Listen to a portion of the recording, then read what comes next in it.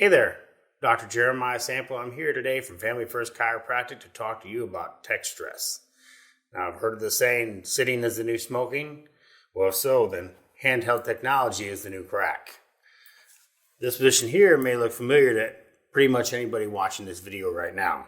In fact, surveys have shown this is how 75% of America uses the bathroom.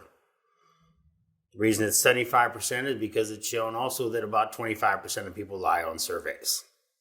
Now, when people sit like this, what it does is it pulls the head and neck forward, causing endangering stress on the cervical spine, thoracic spine, and the discs that they're involved with. Over time, they'll become degenerative, eventually causing arthritis and vertebral body breakdown.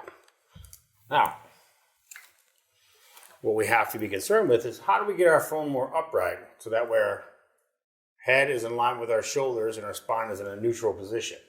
Now, obviously, holding it up like this would be a good thing for us. However, nobody's going to do this for an extended period of time, as most people are on their phones upwards of 4 hours a day.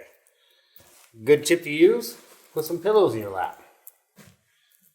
You can prop your elbows on the pillows and now your phone's at a much higher height, taking the stress off of your head and neck. Or if you get tired here and want to lay down perhaps, place a pillow down where you can lay on top of it, keeping your head and neck upright while still being able to use your device. Or you can do what we here call the nosebleed position.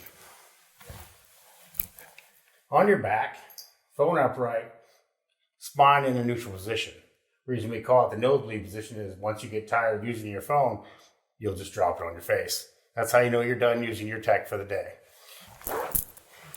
Thank you very much for watching the video. And if you have any questions or concerns about tech stress in your life or with one of your loved ones or someone you know, please comment below and we'll get back to you.